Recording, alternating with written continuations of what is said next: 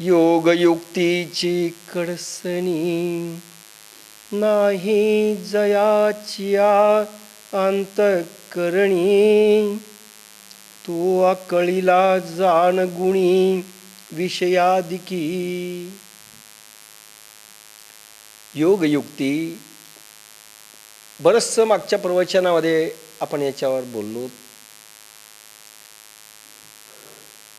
ज्या योगयुक्त्या कुठेही धर्मशास्त्रात, ग्रंथात, संत साहित्यात लिहिलेल्या नाहीत, गुरु हृदयात त्याचं भांडार आहे, ते गुप्त आहे.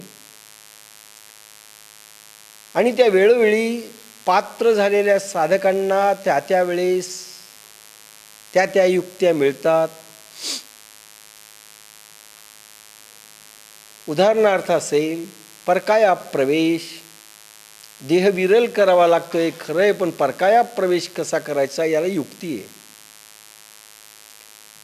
मला आठवतं बाप्पासाहेबाला थोडा अनुभव द्यायचा होता परकाया प्रवेशाचा. मोदीजी महाराजांनी पत्रात लिहिलं, असं असं कर म्हणजे परकाया प्रवेश होईल, पण पत्र पाहताच फाडून टाक. ते पत्र फाडून टाकले. वाचायला देखील कोणाला मिळू नये. त्याला योगयुक्त्या म्हणतात. आणि म्हणून अनेक अशा युक्त्या आहेत की ज्या पत्रात लिहिल्या तरी फाडून टाका असे वचन असल्यामुळे बाप्पासाहेबांनी ते पत्र फाडून टाकलं.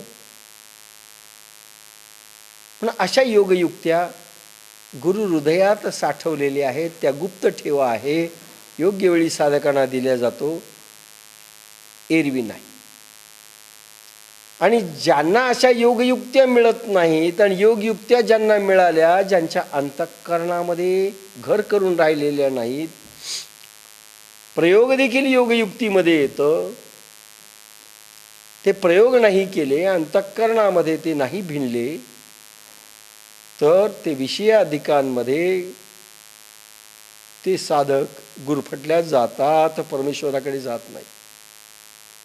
चर्वण तर्पण उदाहरणार्थ ही जर युक्ती असेल आणि ती जर नाही आपण केली अन्न खाताना, काय होईल? जरी 1.5 पोळीमध्ये भूक भागत असली, 1 पोळीमध्ये भूक भागत असली आणि तुम्ही म्हणाले मी तेवढंच खाईल परंतु चर्वण तर्पण करून खाणार नाही, लगेच 2-3 तासांनी भूक लागेल. अनुभव येणार नाही, कारण तो विषयांकडे मग तो आकळला गेला. अशा युक्त्या आहेत. आणि आपण नाही त्या जर अनुभवल्या, अंगीकारल्या, हृदयामध्ये त्या आलेल्या नाही, तर तुम्हाला विषयच गुरफटून टाकतात. विषय हवी होतात, विषय कमांड करतात, इंद्रिय विषयांकडे धावतात. आणि त्यामुळे भगवान कृष्णानी आणि भगवान ज्ञानेश्वरांनी सांगितलंय की योगयुक्तीची कडसणी आवश्यक आहे, नाहीतर विषय तुमच्या छातीवर बसतात. तया स्थिर बुद्धी पार्था. आणि म्हणून स्पिरिच्युअल कोशंट वाढवायचा असेल, अध्यात्मांक जर वाढवायचा असेल तर स्थिर बुद्धी आवश्यक आहे. त्यासाठी निर्मळ मन आवश्यक आहे, निर्मळ काया आवश्यक आहे. आणि योगामध्ये एक समाधी अवस्थेपर्यंतची गती झालेली पाहिजे, कुठे अटकाव राहता कामा नये. आणि योगयुक्त्या पूर्ण माहिती पाहिजे. जसं अनुसंधान, श्वासावरती लक्ष देणं ही पण युक्ती आहे. कोणी केलं तर होणार नाही, गुरुनी त्या स्टेजमधून द्यावं लागतं. आणि त्याची पण एक युक्ती आहे, ती युक्ती योग्य वेळेस सांगण्यात येतं, योग्य वेळी असते त्या योगयुक्त्या. तत्वांचे अनुभव आहेत. पृथ्वी तत्वाचा एक अनुभव आहे, जलतत्वाचा अनुभव आहे. विशिष्ट प्रकारे श्वास जलतत्वात चालतो, पृथ्वी तत्वात एक वेगळा श्वास चालतो, वायू तत्वामध्ये वेगळा श्वास चालतो. आपल्याला सुरू करता येतो, पण त्याची युक्ती. जसं अन्न खाण्याची मी सांगितलं, की पाण्याकडे पाहून आणि अन्नाकडे पाहून भूक भागवायची ही युक्ती आहे. युक्ती आणि शक्ती हे दोन्ही मिळवावं लागतं, त्यावेळेस ते जुळतं. आणि गुरु हृदयात ठेवलेलं आहे, एरवी नाही. आज कुठल्याही धर्मग्रंथामध्ये वायुतत्वाप्रमाणे माझा श्वास चाललाय असं आज कोणी म्हणू शकत नाही.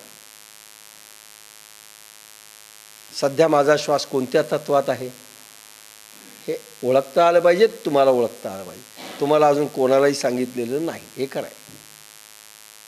ह्या योगयुक्ती आहेत, विशिष्ट पात्र झाल्याशिवाय नाही. तया स्थिर बुद्धी पार्था कही नाही सर्वथा आणि स्थैर्याची असता तेही नुपजे. पार्था, त्याची बुद्धी कोणत्याही प्रकारे कधीच स्थिर होत नाही, त्याची स्थिर करण्याची इच्छाही त्याच्या मनात उत्पन्न होत नाही. ज्यांना योगयुक्ती माहिती नाही, ज्यांच्या अंतःकरणामध्ये श्री गुरुनी ती योगयुक्ती ओतली नाही, सांगितली नाही, आणि जरी काही सांगितल्या, काही प्रयोग दिले, काही युक्त्या दिल्या, त्या केल्या नाहीत, अशा माणसांचं फलित काय? पार्था, त्यांची बुद्धी कोणत्याही प्रकारे कधी स्थिर होणार नाही, होत नाही. इंटेलिजंट कोशंटच नाही तर इमोशनल कोशंट आणि स्पिरिच्युअल कोशंट कुठून निर्माण होईल? स्थिर बुद्धी होऊ शकणार नाही, स्थिर मन होऊ शकणार नाही, समाधी अवस्था दूर राहील. जो युक्तिपंथे पार्था, काय ओवे आहेत, युक्तिपंथ असे शब्द आहेत. कारण चढणीचा अभ्यास आहे, घसरण्याचं क्षणोक्षणी भय आहे, आणि त्यामुळे सगळ्या युक्त्या गुरुकडून शिकाव्या लागतात, घ्याव्या लागतात. म्हणून तर मार्गदर्शन आवश्यक असतं. पण मार्गदर्शनालाही खूप साधना असावी लागते, खूप साधना. थोड्या साधनेनं काहीही होणार नसतं. तया स्थिर बुद्धी पार्था कही नाही सर्वथा आणि स्थैर्याची असत तेही नुपजे. पार्था, त्यांची बुद्धी कोणत्याही प्रकारे कधीच स्थिर होत नाही, आणि स्थिर करण्याची इच्छाही त्यांच्या मनात उत्पन्न होत नाही. आज पोरांचं काय चाललंय? स्थिर बुद्धी व्हावी, स्थिर मन व्हावं, अभ्यासात स्थिरता यावी, ध्यान लागावं, कोणालाही वाटत नाही. त्याचं कारण मन आणि बुद्धी गतिवंत होण्याचे सगळे प्रयोग चाललेले आहेत, खाण्यापासून ते वागण्यापर्यंत. कसं होईल? फक्त अपेक्षा असते डोक्यावर हात ठेवावा, इतका भोळा समाज करून टाकलाय या सगळ्या महाराज लोकांनी. कारण त्यांच्या दुकानदारी आहेत. असं कधीच होणार नाही, कधी होत नसतं, कधीच झालं नाही. भगवान शंभूलाही आज तपश्चर्या कराव्या लागते, आणि कोणी हात ठेवला की सगळं होतं, आम्हाला काही करायची गरज नाही, याच्या इतका बावळटपणा जगात नाही. निश्चळत्वाची भावना जरी नव्हेची देखे मना तरी शांती केवी अर्जुना आप होय. जरी नव्हेची निश्चळत्वाची भावना जरी नव्हेची देखे मना. आणि हे पहा, बुद्धी निश्चळ करण्याची भावना जर त्याच्या मनाला शिवत नाही, निदान पहिल्यांदा इंटेन्शन तर क्रिएट झालं पाहिजे, हेतू तर मनामध्ये ध्येयवाद तर पाहिजे की मला बुद्धी आणि मन स्थिर करायचंय, कॉन्सन्ट्रेशन ऑफ माइंड करायचं.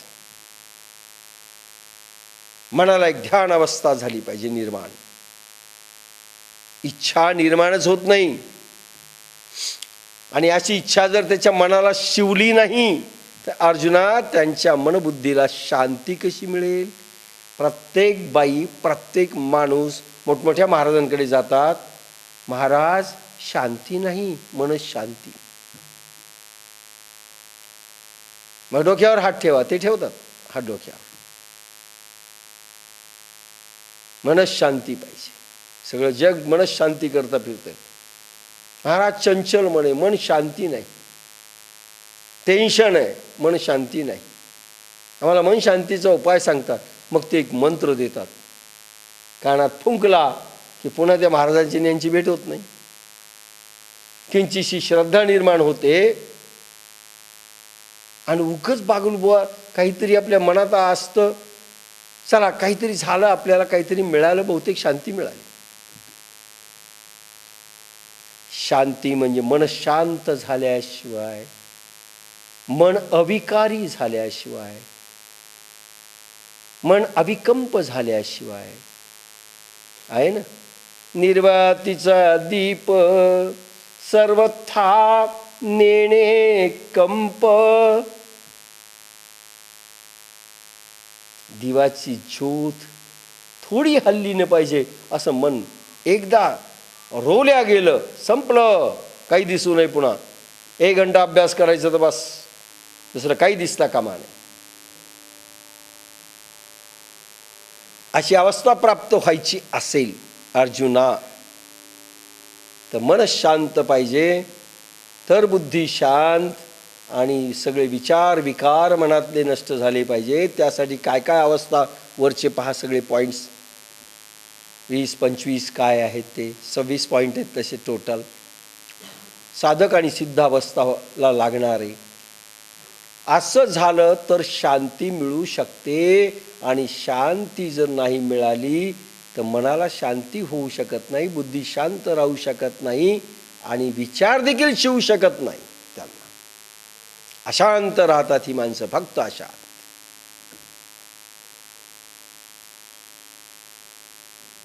ढालेगाव पासून ते ऋषिकेश पर्यंत झोपड्यात राहतात दिल्लीची खूप मोठी मंडळी. शांती मिळावी, मिळत नसते. माणसं व्यसनाधीन का होतात? ब्रेन डिस्कनेक्ट होतं आणि नेहमीची लाईन तुटते, त्याला आपण शांती म्हणतो. पिक्चरला जातो, काय होतं त्यावेळेस? पिक्चरला का जावं असं वाटतं? नेहमी याच्यातनं जो ताप, मनस्ताप निर्माण झालेला आहे, तो विषय चेंज करायचा. ऑब्जेक्ट अँड सब्जेक्ट हे चेंज झालं पाहिजे. To disconnect the thinking of brain. विचारचक्र तोडायचं. सिगारेटचे झुरके का मारतात लोक? आजकाल मुलं म्हणे पुन्हा सिगारेटकडे वळले. असा झुरका मारला, मला नाही माहिती, असं ऐकलंय. नाही तर म्हणतात सरांनी मारला बरं का झुरका. झुरका मारला तर त्यावेळेस डिस्कनेक्ट होतं ब्रेन. एक श्वास वर घेतला जातो, थोड़ा वेळ ते धुआं आत में रहता है, अंदर धुआं अंदर रहता है, म्हणजे सगळं धूर आतमध्ये साठवल्या जातं. मग हळूहळू सोडायचं. डिस्कनेक्ट झाला तो विषय. आणि मनाला एक प्रकारे एक कुंभक होतो तो, आणि तो कुंभक झाल्यानंतर पुन्हा फ्रेश रीतीने मन विचार करायला लागतो. पहा कसं कसं होतं ते.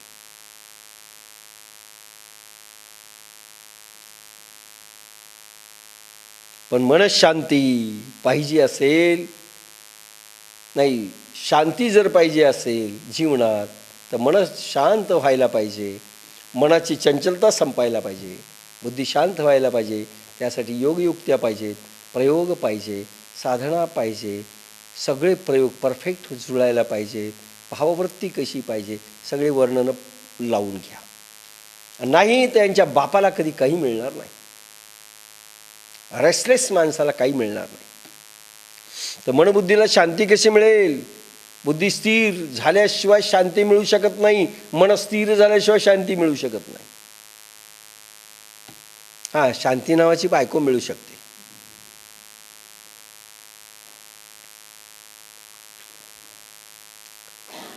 जेथ शांतीचा जिव्हाळा नाही, तेथ सुख विसरोणी न रिगे काही. काही काही महाराज फक्त मंत्र देतात. मंत्र काय असतं? मंत्राने काय होतं?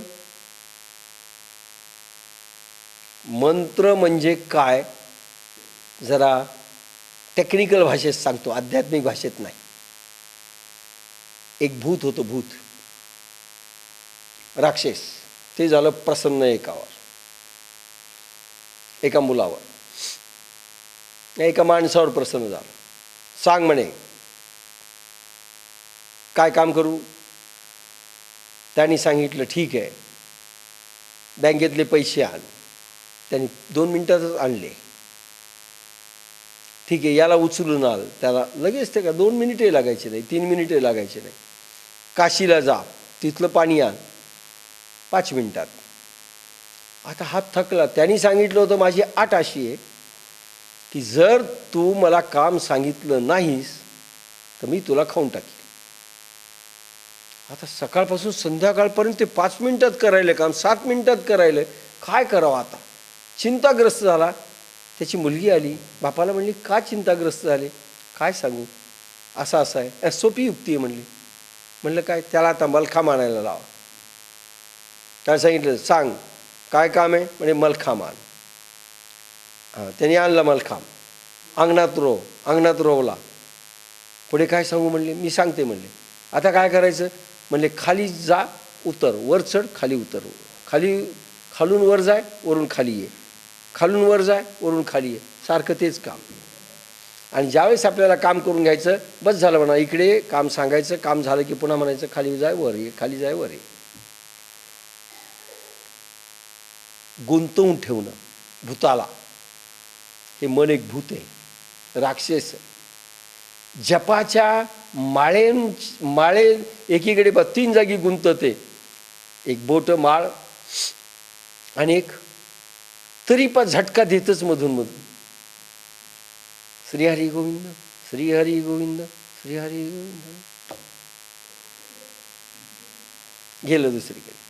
मग आठवत, अरे हो, माळे बंद झाली, मग श्रीहरी गोविंद, श्रीहरी गोविंद.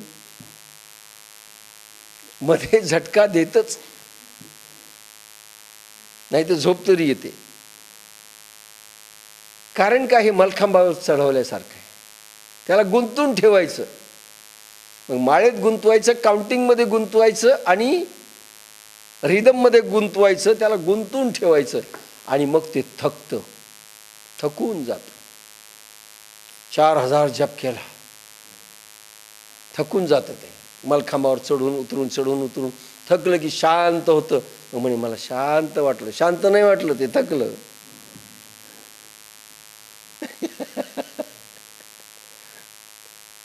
असं मन थकवायचं, ती कला आहे. ठीक आहे, आध्यात्मिक शक्ती, ऊर्जा थोडी वाढत असेल, पण मन ह्या चढ उतारामध्ये थकवायचं, निढाळ करायचं, निर्जीव करायचं, असा तो प्रयोग आहे. आणि मग त्याला म्हणायचं शांत झालं. शांत नाही, हा हे झालेला असतो. त्याला लगेच 5 किलोमीटर चाल म्हणावं, इतका जप केल्यानंतर चालत नाही तो, लगेच झोपतो. काही जण तर जप करता करता झोपतात. काही सवय नसते, ते मन फार लवकर थकतं. पुन्हा उठलं की हां हां राम राम राम राम पुन्हा. आणि मग मला सांगतात सगळे काही साधक, काय करा, माळ सुटली, जपच करू वाटेना, का झोपले. कारण सगळं मन थकून जात आहे.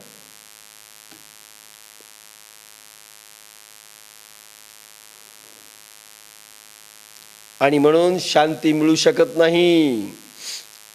आणि त्या महाराजांच्या मंत्राचा फायदा काही होत नाही.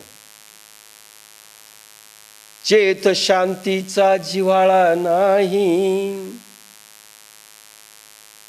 शांती मिळण्याकरिता मन शांत झालं पाहिजे, निर्विचारी निर्विकारी असं झालं पाहिजे.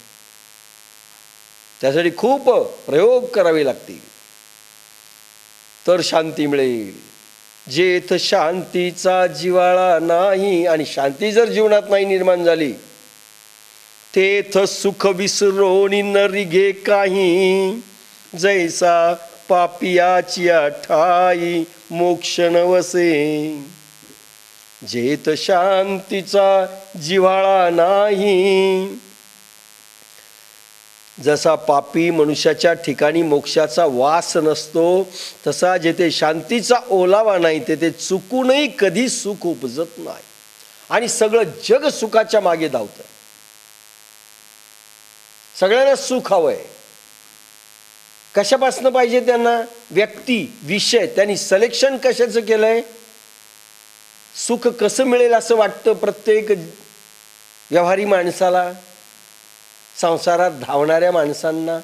कशात सुख वाटतं? वस्तू, विषय किंवा व्यक्ती. छान नवरा किंवा बायको मिळावी, छान छान माणसं संगतीला असावीत, सुंदर सुंदर लोक संगतीला असावेत वगैरे. प्रेम करणारी माणसं आमच्या जवळ असावीत अशी व्यक्ती. नंतर वस्तू, छान छान वस्तू आपल्या जवळ असाव्यात. सुंदर कॅमेरा, सुंदर कार, सुंदर बंगला, सोफा सेट, सगळ्या गोष्टी. आणि नंतर विषय, खाण्याला छान छान असावं. वस्तू, विषय आणि व्यक्ती हे मिळालं की आम्ही सुखी होऊ. सुख शांतीशिवाय मिळू शकत नाही, आणि शांती निर्विचारी मनाशिवाय मिळू शकत नाही. आसक्ती मनामध्ये विषयांची, व्यक्तींची आणि वस्तूची असेल तर शांती मिळू शकणार नाही. कारण धावेल मन, धावेल. आणि एकदा धाव मनाची सुरू झाली की शांती नाही, आणि शांती जर नसेल तर सुख नाही. मन लागो यारो फकीरी, कबीर म्हणतात. मन लागो यारो फकीरी में, ओ सुख कहाँ अमीरी में. श्रीमंत लोक सगळ्यात जास्त अशांत आहेत, सगळ्यात जास्त अशांत. आपल्याला कल्पना नाही, श्रीमंत लोकांची काही वेगळंच असतं. तुम्हाला वाटतं काय करायचं इतका पैसा त्यांना? आता मला सांगा, नंबर 2चा पैसा तुमच्याकडे 1-2 कोटी रुपये आला, माहीत नाही 2 कोटी काय असतं, पण समजा आला आणि अलमारीत ठेवला, झोपच येत नाही, झोप येणार नाही. कुडूक जरी वाजलं चोर आले का, हा कुठे बाहेर जात नाही, सापासारखा तिथेच असतो. घरच्या लोकांनाही तो चावी देत नाही, दाखवत नाही. मग इन्व्हेस्ट करायचं असतं, इन्व्हेस्ट. मग सोन्या, त्याच्यात सोनं आणलं तरी ते घरीच असतं. कशी झोप येईल? मग कुठेतरी नंबर 1 नंबर 2 इन्व्हेस्टमेंट चालूच असतं त्याचं. शांती मिळेल? अशांत मन, शांती कशी मिळेल? शांतीत हे सगळा पसारा फेकला पाहिजे तर शांती मिळेल. असं म्हणतात, नाथ संप्रदायातले जे सिद्ध पुरुष आहेत, एकाने सोन्याची वीट देऊन टाकली महाराजांना भेट. सोन्याची वीट. महाराजांनी गुरु चालले. आता महाराजांना झोपची नाही, कारण रात्री पेशवीमध्ये त्या झोळीमध्ये ती वीट अशी ठेवली तरी झोप येत नव्हती. शिष्यांच्या लक्षात आलं की आपल्या गुरुला झोप येईल, कारण कोणी चोर येईल, ती वीट नेईल, काय होईल. शिष्यांच्या हळूच महाराज झोपल्यानंतर लक्षात आलं. 2-4 दिवसानंतर पाहिलं आपले गुरु झोपत नाही, दचकून उठतात आणि पुन्हा असं चाचपतात. काय पाहिजे तर सोन्याची वीट. बरं, म्हणजे याने उचललीने एकदा नदीत फेकून दिली.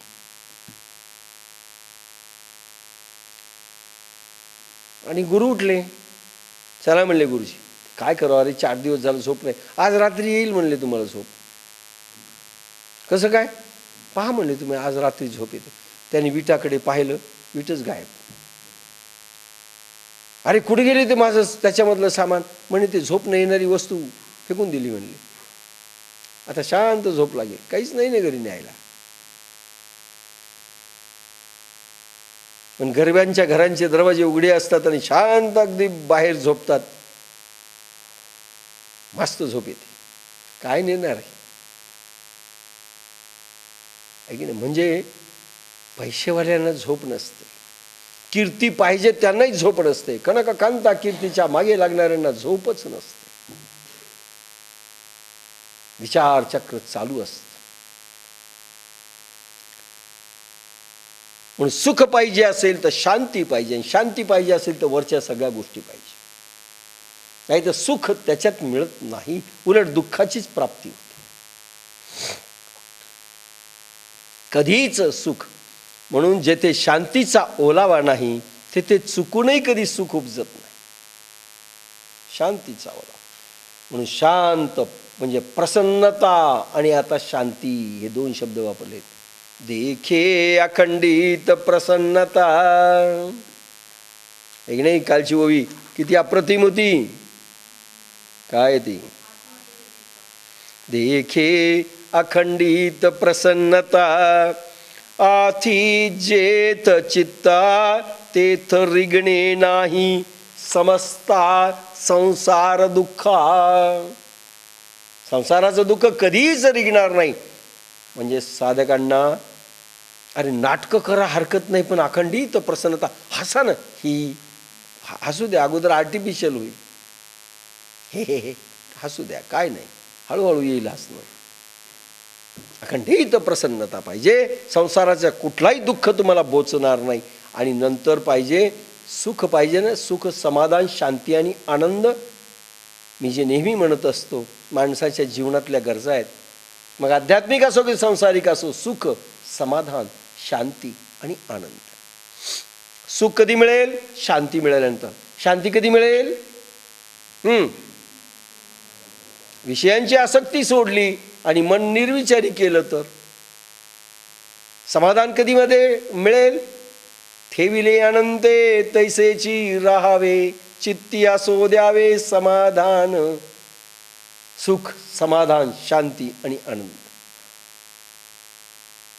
सगळं काही नसेल तर समाधान, शांतीचा ओलावा नसेल तर सुख उपजत नाही. सुख विसरोणी न रिगे काही, जैसा पापी आच्या ठाई. पापी जे लोक असतील, पापी म्हणजे मन ज्यांचं नेहमी गतिवंत असतं, विचार करतं, पाप आणि पुण्याचाही विचार करतं, वस्तू, विषय आणि व्यक्तींच्या मागे लागतं, ते सर्व पापी. मग सोडायचं का नाही, संन्यासी व्हायचं का नाही, सगळं सोडून जायचं का नाही. योग युक्तीची कडसणी, युक्तीचा व्यवहार आणि योग युक्ती असेल तर सगळं उपभोगता येतं. उपभोग घेऊन शांती असते. माझं नाही म्हटल्यानंतर शांती, माझं आहे म्हणलं की अशांती. अनेक गोष्टी आपण नेहमी सांगत असतो, आता इथे संपून टाकू हा विषय. देखे अग्नी माझी घापती, म्हणून मोक्ष त्यांना कधी मिळू शकणार नाही ज्यांना शांती नाही, जे अखंडित प्रसन्न राहत नाही, ज्यांच्या थोबडावर 12 वाजलेले असतात, सकाळ झाली तरी अरे 6 वाजले रे, नाही पण आमचे 12च असतात. आता 4 वाजले दुपारचे तरी 12च असते. देखे पण मोक्ष यांना मिळू शकत नाही. देखे अग्नी माझी घापती, ते बीजे जरी विरुडती, तरी अशांता सुख प्राप्ती घडो शके. हे पहा, अग्नीत घालून भाजलेली बीजे पेरून जर उगवतील तर अशांत मनुष्याला सुख प्राप्त होऊ शकेल. कोणी म्हणेल काय बिघडलं, आम्ही जरी विषयांच्या मागे लागलेलो असो तरी आम्हाला सुख मिळालं पाहिजे, त्या वस्तू मिळाल्यानंतर आम्हाला वाटतं आम्ही सुखी होऊ. मी म्हणालो ना, वस्तू मिळाल्यानंतर सुखी झाली असते तर सालारजंग म्युझियम मधला सालारजंग सुखीच झाला असेल. सगळ्या जगाच्या वस्तू गोळा केलेल्या आहेत हैदराबादला. सुख नाहीये. एक वस्तू मिळाली दुसऱ्या वस्तूची वासना निर्माण होईपर्यंत सुखी असतो माणूस. एक वस्तू मिळाली, खुश झाले, एक पार्टी केली जंगी, पहा पहा पहा, प्रोजेक्टर आणला 70,000चा, 70 लोकांना दाखवलं. त्याच्यात एक जणांनी सांगितलं आता याला शोकेस असं आहे का, उतरलं तो, लागले शोकेसच्या मागे.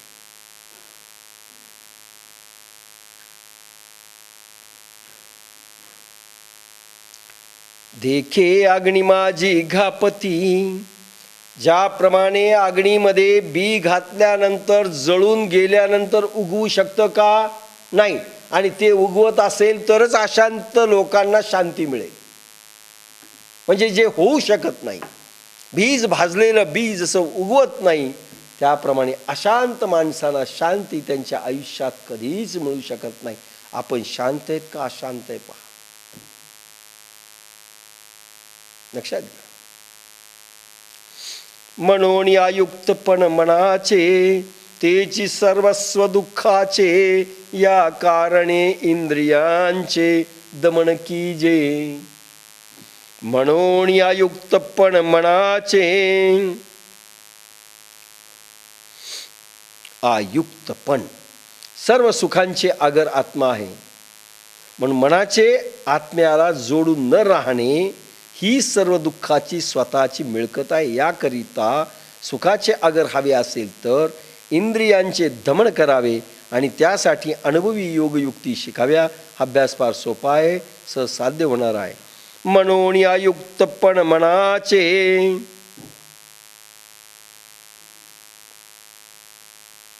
आयुक्त म्हणजे कमिशनर,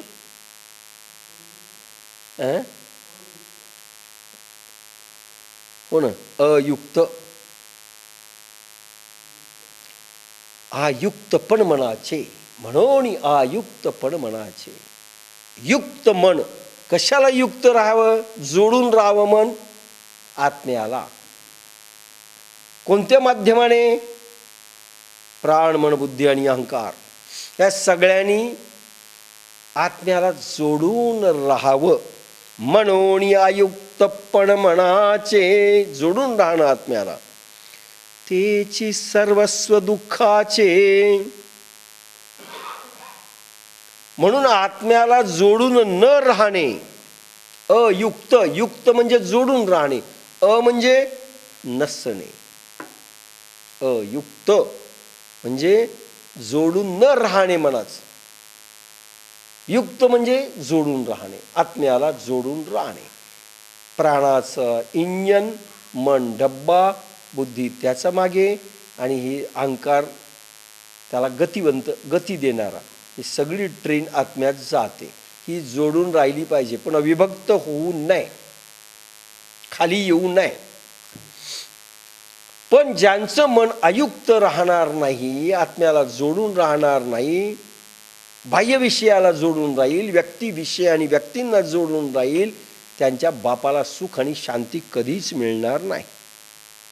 आणि म्हणून इंद्रियांचं दमन करा असा आदेश भगवंतांनी दिला. पुन्हा आपला पहिला विषय आला, इंद्रियांचं दमन का इंद्रियांचं शमन. पुन्हा कालचा विषय, शमनही शब्द वापरलाय आणि दमनही शब्द वापरलाय. शमन कधी करावं आणि दमन कधी करावं, भगवंतानी पूर्ण दमन शब्द वापरलेला नाही, जे ऋषीमुनींनी केला. जे सध्यांचे जैन साधू करतायत, तीर्थंकर नाही. तीर्थंकरांच्या वासना शमल्या होत्या, दमन करायची गरजच नाही. वासना निमे, प्रवृत्ती शमे. वासना निमाल्या होत्या, संपल्या होत्या. म्हणून ते दमनाचा प्रश्नच नव्हता. आता शमन करायचंही नाही आणि दमन करायचं रिस्की आयटम आहे. पण उपभोगही द्यायचा. सती मदालसा, 9 पोरं झाले सती मदालसेला. गंधर्व कन्या, श्राप मिळाला म्हणून मदालसा झाली, महाराणी झाली. आणि महाराणी पाळण्यामध्ये जो जो बाळा असं झोका देत असताना उपदेश करते, अशी माता सापडेल का हो? काय सुंदर उपदेश आहे तिचा सती मदालसेचा. कधी आपण नंतर घेऊ. सती मदालसा आपल्या बाळांना उपदेश करते, बाळा 9 मास तू गर्भात राहिलास, मलमूत्र विष्ठा खाल्लीस, नरक वासना आणि यातना तू भोगल्या, अनंत जन्मापासून तू नरकांचे दरवाजे पाहिले, संसारात होरपळलास आणि माझ्या गर्भातही होरपळलास. बाळा आता पुन्हा जन्म घेऊ नको रे, बाळा झोझो रे. ह्या सगळे मुलं लहानपणापासून विरागी अवस्था शिकवली सती मदालसेने.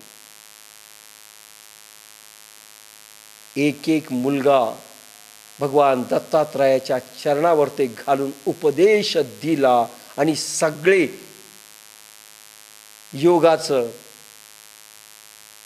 योग समाधी लावण्याकरिता, तपश्चर्या करण्याकरिता वनात निघून गेले. बापाला चिंता पडली, हिला रोखलं. अरे एक तर पुत्र उत्तराधिकारी पाहिजे ना, तू सगळेच का, काय करावं आपण? मग शेवटी दोघही नवरा बायको जाऊन एकाला पकडूनच आणलं. नाही नाही तू राज्य कर. आणि तो राजा झाला. आणि तुझा मुलगा मोठा होईल ना, तो एकदा राजावर बसला की तू जा. मग त्याला ते तसं केलं. तरी तिथे भांडण लागलं होतं, तू जातो म्हणतो तू जातो म्हणतो तू जा. वैराग्यशालीची ही सती मदालसा शिकवते बाळ. म्हणजे आपल्याला सगळं आपण वैराग्य करायचं असं नाही अर्थ. तो काळ नाही राहिला. पण हा काळ आहे उपभोगवादापासून विमुक्त करायचेत लोक. उपभोगवाद, ग्राहक पंचायतीचं तत्वज्ञान आहे. उपभोगवाद शून्यता निर्माण झाली पाहिजे. भोगी समाज नाही निर्माण करायचा, योगी समाज. भोगी नाही, उपभोगवाद नाही, उपयोगवाद. उपयोगापुरता त्याचं खायचं. अन्न औषधासारखं खायचं, अन्न चरवंतरपणे खायचं. लक्षात घ्या, उपयोग आहे, उपभोग नाही. खूप खायचं, उपभोगवाद. विचार नाही हे विष होतंय का अमृत होतंय याचा विचार नाही. म्हणून कुठल्याही गोष्टीचा अतिरेक, शमन म्हणजे अतिरेक नको. तुम्हाला वस्तू उपभोगायला दिली, अतिरेक नको.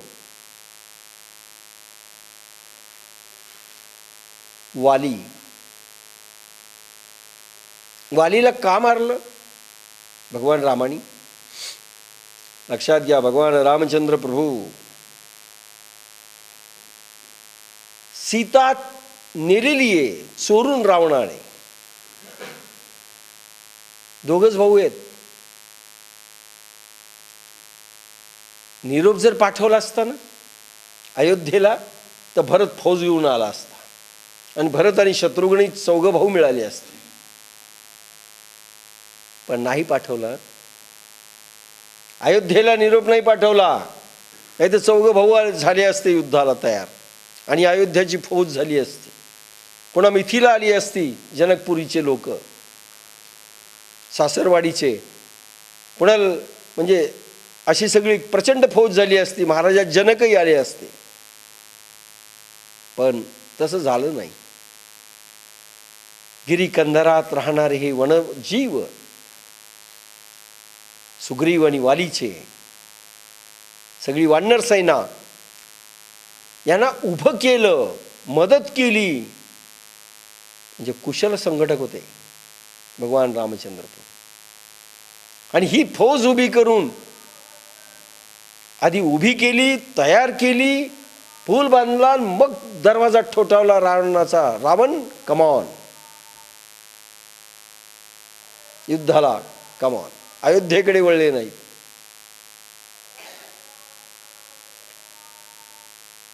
वाली हा भोगी होता.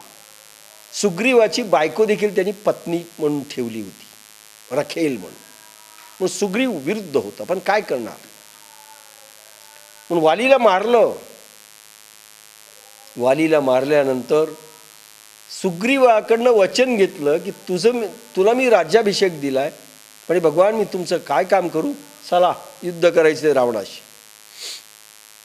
किंवा मला सीता शोध घ्यायचा आहे. मग तुम्हाला माहिती आहे हनुमंताला तयार केलं, काय काय केलं ती गोष्ट वेगळी. पण हा सुग्रीव जायला तयार झाला नाही, कारण हा नंतर सुख स्वप्नात बुडाला. आपल्या बायकोमध्ये इतका रममाण झाला, भोगविलासामध्ये सुंदर सुंदर स्त्रियांशी इतका रममाण झाला की विसरला रामचंद्र प्रभूचं कार्य. रामचंद्राने सांगितलं महिना झाला सुग्रीव आला नाही, लक्ष्मणा पाय. आणि येत मग त्यांना निरोप कळाला की हा भोग विलासी झालाय, सुग्रीव विसरून गेला. ठीक आहे म्हणले, युद्ध करून त्याला मारून टाक. मग लक्ष्मणाने बाण काढल्यानंतर त्याचे डोळे उघडले आणि पळत आला सुग्रीव.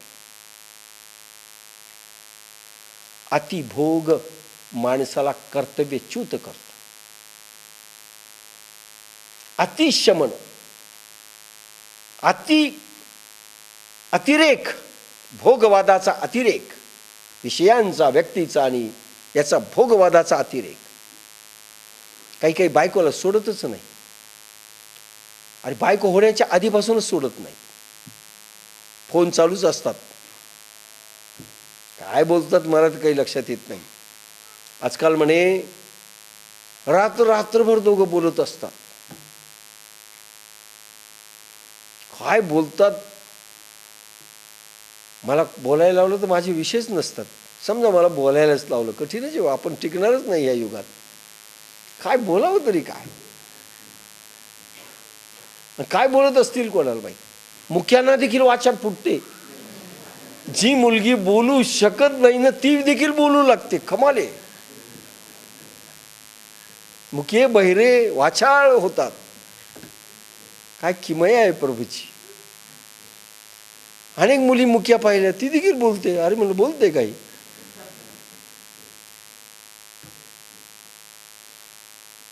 हे अतिभोगवाद, अतिरेक झाला एकदा की कोलॅप्स होतो, माणूस पडतो. म्हणून शमन अति झालं. अति त्याला वस्तुविषयाने दिल्या गेले, भोगवादाकडे त्याला वळवलं, तेही वाईट, त्याचा डाऊनफॉल होतो. आणि अतिदमन, त्याचाही डाऊनफॉल होतो. टीव्ही आहे, सारखा पाहू दिला तेही अतिरेक झाला, आणि नाही पाहू दिला ते दमन झालं. तिला टीव्हीच दिसतो, काय करणार. म्हणून कुठलीही गोष्ट अति नको,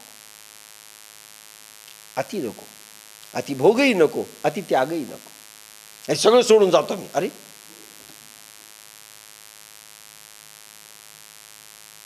एकदा नवरा बायकोचं भांडण नेहमी व्हायचं. नवऱ्याने धोस द्यायची, हे सोडून जाईल बरं का. काही सांगितलं की सोडूनच जाईल. एक शेजारणी आली, म्हणजे काय नवरा नेहमी धोस देतो म्हणजे, मी संन्याशी होऊन निघून जाईल, मी संन्याशी होऊन निघून जाईल, मी हिमालयात जाईल, काय करू म्हणले. ती म्हणजे एकदा सांग अरे तू गेलं म्हणजे जात गीत कुठं नाही. एकदा आले, का स्वयंपाक लवकर केला नाही? म्हणे करीत नाही आज. का करीत नाहीस? निघून जातो म्हणले मी संन्यास घेऊ. जा म्हणले. ते म्हणले काय झालं काही समजत नाही, डोकं गिकं ठिकाणावर आहे का म्हणले. माहिती आहे का मी गेलो म्हणजे काय होईल तुझं? ते म्हणजे काय व्हायचं ते होईल, तुम्ही जा आधी. आता कठीणच झालं. हा गेला ना, सकाळी उठला, गेला, त्याला वाटलं येईल शोधत, लांब एका झाडाखाली जाऊन गावाच्या बाहेर बसला. शोधत येतील, पाहतील. जातो म्हणले आता आपल्याला बोलवायचं नाही, पाहू म्हणले आता काय होतं तुमचं. काय होणार? संध्याकाळ झाली, कोणीच आलं नाही. भूक लागली, कोण द्यायला याला काय? पाणी नाही, खाणं नाही. मग ज्या घरच्या ज्या म्हशी येऊ लागल्या, त्याची शेपूट धरून यायला लागला. आता त्या म्हशी थांबत नसतात, त्या सरळ जिथे असतील तिथे आणतात. आता शेपटीला धरलेलं आहे बरं का, आणि म्हैस याला जसं काय ओढत नाही आली, आणि बायको दिसली घरामध्ये, असं चालला, म्हैस मध्ये चालली, हा पण त्याच्या शेपटीला धरून चालला. आगा आगं म्हशी मला कुठे नेशी, आगा आगं म्हशी मला कुठे नेशी. म्हणजे म्हैसनं मला आणलं नाही तर मी काय येणार आहे का?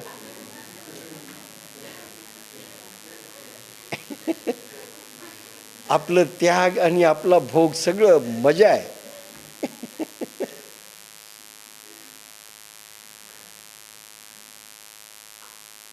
म्हणून अति त्याग नको, अति भोग नको. त्याग असेल तर आसक्तीचा त्याग करा, भोगाचा त्याग करा, आसक्ती त्याग करा, रागद्वेषांचा त्याग करा. दमन म्हणजे इंद्रियांनी त्याग करायचा, लॉक करायची इंद्रिय. लॉक किया जाय, यस. डोळ्यांचं दमन करायचं, मग लॉक किया जाय, डोळे बंद. जिभेला लॉक किया जाय, बंद. पण किती वेळ राहील ती जीव? हे सगळे लॉक, दमन म्हणजे. आणि शमन म्हणजे शैल किया जाय, छुट जाओ. आळंदीहून आले की चर्वण तर्पण, एकदम घरी आले की भस भस भस, आज शांत वाटायला भस भस खाल्ल्यानंतर.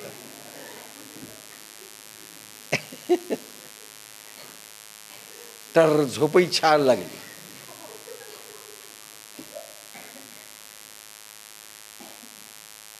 म्हणून दमन कीजे हे जे म्हटलंय ना, याचा अर्थ मर्यादित रीतीनं शमन आणि दमन करा. अतिरेक होऊ देऊ नका. जास्त खात असाल तर कमी खान, कमी खात असाल तर जास्त खा. अति नको, अति तिथे माती. पूर्ण दमन याचा अर्थ पूर्ण दमन घेऊ नका. या कारणे इंद्रियांचे दमन कीजे. आता जेवण झालंय, लक्षात घ्या, श्रवण तर्पणनी, आणि तुमच्या आवडीचा पदार्थ आला तुमच्या समोर. कोणता? सगळेजण आम्हाला काय आमच्या आवडीचं काहीच नाही, सगळं वैराग्यशाली. प्रत्येक जण असं पाहता, आपण सांगायला गेलो तर सगळे पाहते. भजे असतील, आलूबोंडा असेल, डोसा असेल, आणून दिला. आता बोरीकरी सगळी पाहते, तर पाहतोय, खायला पाहिजे, जाऊ शकतंय, पण काय करा, नाही, नको.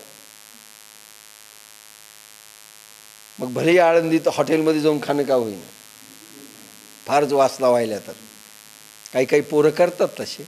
मला रिपोर्ट देखील लागलेले. भाजी आणायला गेले की हॉटेलमध्ये, आणि मग साधना होत नाही, मग पायऱ्यावर बसतात जाऊन, दोघं जण बोलतात, कारण बाकीचे सगळ्यांनी डोळे झाकलेले असतात. मला सगळं माहिती आहे. म्हणून या युक्तपण मनाचे. म्हणून काय की इंद्रियांना मोकारही सोडू नका, अनकंट्रोल सोडू नका, कंट्रोल्ड उपभोग घ्या. कंट्रोल याचा अर्थ एवढाच घ्यायचा. संन्यासी होऊ नका, संसारामध्ये संन्यासी राहा. संन्यस्त अवस्थेमध्ये संसारात राहा. व्यवहारामध्ये संन्याशी राहा, संसारामध्ये संन्याशी राहा. व्यवहार संन्याशी, ड्रेस संन्याशी नाही. सगळं सोडून आत्ता जातो बायकोला त्यागून, फारच त्रास द्यायली, संन्याशी होतो नाही. व्यवहार संन्याशी. उपभोग घेत असतानाही संन्यस्त वृत्ती. अरे मिळालं काय, नाही मिळालं काय, कोई चिंता नाही.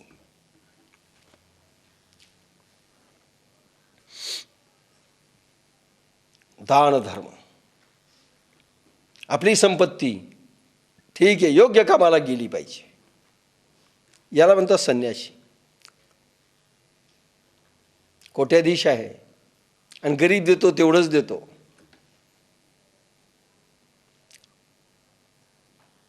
काही लोकांनी शक्ती नसतानाही 25,000 दिले, शक्ती असणाऱ्यांनी 51 दिले, पण शक्ती नसणाऱ्यांनी 25 दिले, आणि काही लोकांनी 1-1 लाखापर्यंत दिलेत ज्यांची शक्तीच नाही. कोण श्रेष्ठ समजावा? ज्याची जशी ऐपत आहे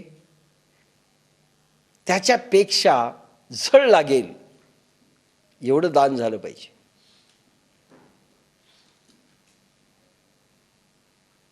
याला जितकं कर्ज झालं तेवढं त्याला झालं पाहिजे. दोघी सारखे नाही. ह्याला म्हणतात शमन आणि दमन. माझं जरी असेल तरी हे प्रभूचं आहे, माझं नाही. त्याग, दमनातून त्याग निर्माण झाला पाहिजे, दमनातून दान निर्माण झालं पाहिजे, भोगवाद निर्माण नाही झाला पाहिजे. आपल्याकडे श्याम पवारांनी अप्रतिम दिलं. 1 लाख, 5 एकर कोरडवाहू जमीन आणि 5 एकर बागायती, तेही लिटिगेशन चाललेलं आहे, भांडण चाललेलं आहे. 1 लाख रुपये दिले. म्हणजे काही काहींचं वर्णनच वेगळं आहे. भगवतीताईंचा भाऊ तो मेंढे, त्यांनी 51,000 दिले, सर्व्हिसला आहे. आणि आळंदीची पुला पलीकडची जागा देखील घेऊन टाका म्हणतो तो ट्रस्टमध्ये. मला नको. त्याग आहे. इंद्रियांचं दमनही झालंय, शमनही झालंय. लक्षात घ्या. त्यागामध्ये दमन समजेल.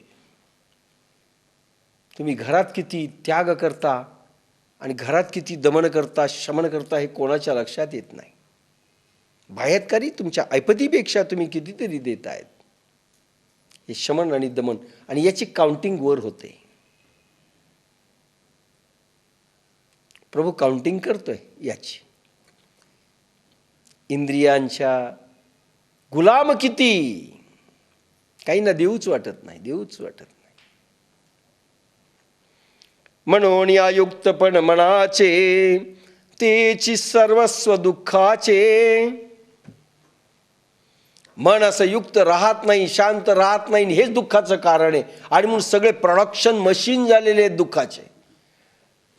मी नेहमी म्हणत असतो, नेहमी चेहरे उतरलेले, बोअर, टायर्ड, मरेल, डंगर. आता अजून शब्द पाहावे लागतील काय काय.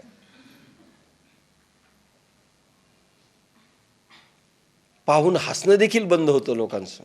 अरे मरेल माणूस यायला, याच्यासमोर काय हसा. सगळे अशीच माणसं. आणि ही दुःख प्रोडक्शन मशीन आहेत. आनंद प्रोडक्शन नाही, प्रसन्नता प्रोडक्शन नाही, दुःख प्रोडक्शन केव्हाही.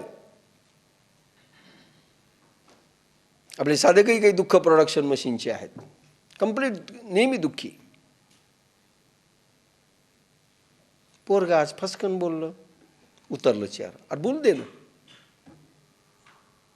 नाही कसं असं बोलायला चांगलं आहे का? नको आहे असं बोलायला. झालं दुःख. चांगले सुखी होते, पोरगं बोलल्यामुळे दुःख. काटा लागा. चालता चालता गुलाबाचं फूल तोडायला गेले, काटा टोचला. गाणं म्हणत बसले, काटा आला गा, झाली दुःखी.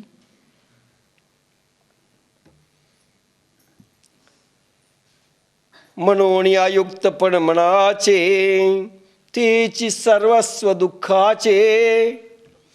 मनाने युक्त न राहणं परमेश्वराशी, प्राण मन बुद्धीने परमेश्वराशी युक्त न राहणं.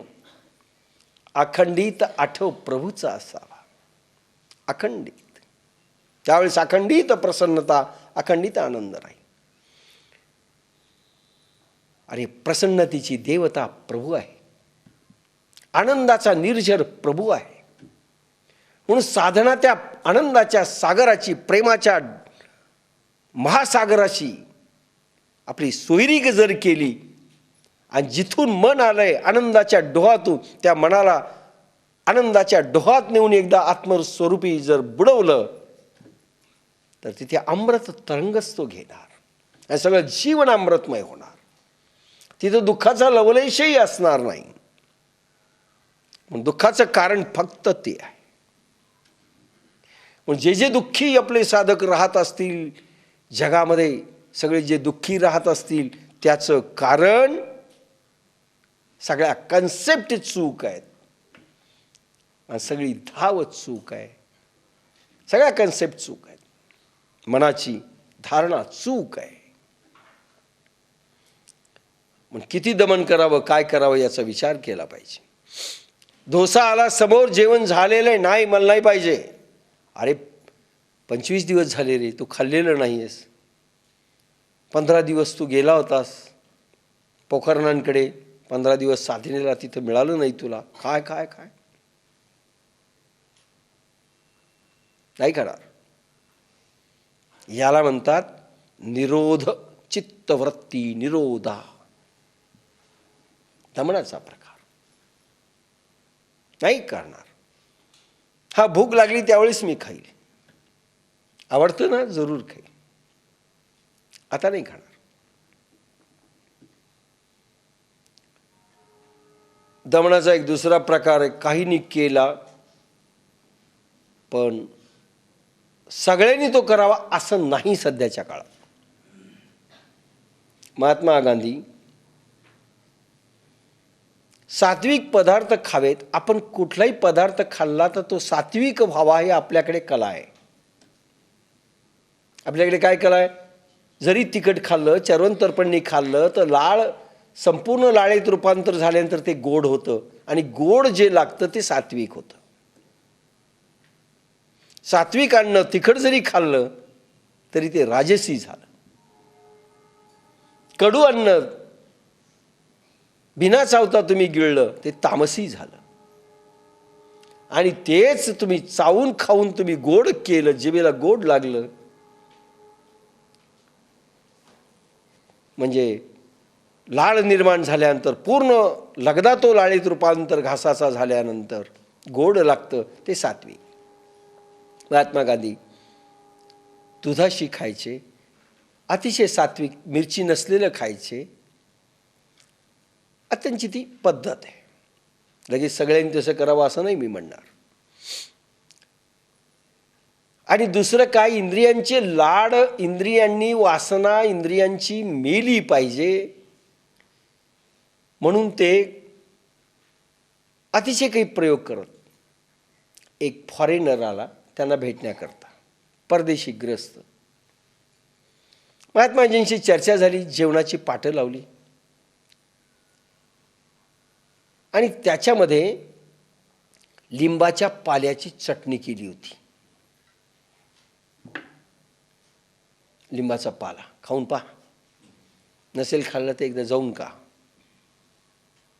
खाऊन पहा. लिंबाच्या पाल्याची चटणी केली होती आणि अशी ठेवली आणि जेवायला लागले. महात्माजी आपली ती चटणी तोंडाला लावायचे, कारण कडुलिंब हे चांगलं असतं आरोग्याला. की महात्माजी आरोग्यवर्धकही वस्तू खायचे. आता त्याला काय वाटलं, त्यानं लावलं तोंडाला, अरे बापरे म्हणले, इतकी कडू लागली त्याला. त्याला वाटलं की सारखं प्रत्येक घासाला चांगलं नाही म्हणून एकदा खाऊन टाकली, त्यानं गिळून टाकली. महात्माजीला वाटलं याला फार आवडली.